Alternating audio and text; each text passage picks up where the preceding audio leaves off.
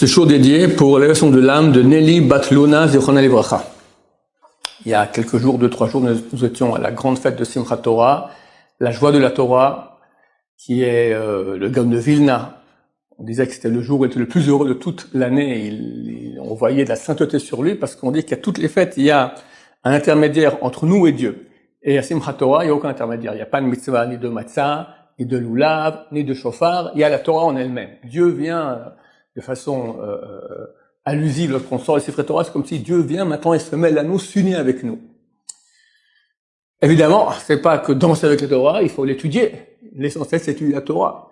Et le peuple juif a une mitzvah d'étudier la Torah jour et nuit. Tu l'étudieras jour et nuit. Les hommes sans cesse, les femmes quand elles ont certains moments, pour pouvoir savoir aussi les lois, la pensée juive, etc. Les femmes aussi, on parle dans la Torah, mais les hommes beaucoup plus.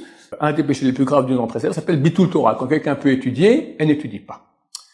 Une belle histoire avec le Rav Shtelman. Rav Shtelman, donc, c'était vers les années 1850, il avait peut-être 30 ans à l'époque.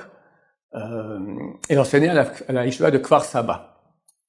Et un de ses élèves est devenu après prof dans un Talmud Torah, une école avec des élèves. Il a demandé aux élèves, dites-moi les enfants, qu'est-ce qui se passe si maintenant, moi je suis ici maintenant, on étudie, et puis tout à coup je m'endors un peu.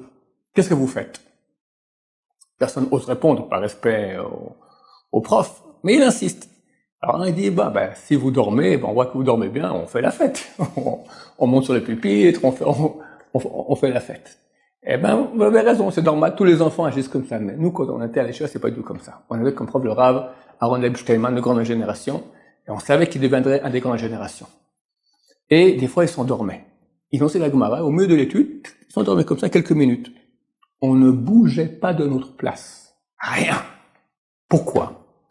Parce que le Shabbat, après qu'on a étudié jusqu'à 2 heures du matin, on sortait faire un tour comme ça. En fait, on disait qu'on voulait un peu respirer, mais on allait espionner le Rav Shtelman. On montait à sa fenêtre, on le voyait, à 2 heures jusqu'à 4 heures, 5 heures du matin, toute la nuit. Il y a une pile à droite, une pile à gauche, il étudie jour et nuit, jour et nuit. Le Shabbat, qui est un jour de repos, les jours de semaine, encore plus. Il étudie jour et nuit, il dormait peut-être 1 heure, 2 heures par nuit, très très peu.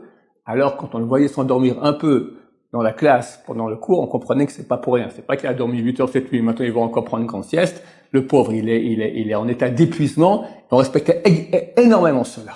Regardez, ça ne nous concerne pas à nous, mais si on peut arriver à gagner plus de temps, à faire des efforts, tout le fruit du Olam Haba, c'est les efforts qu'on fournit.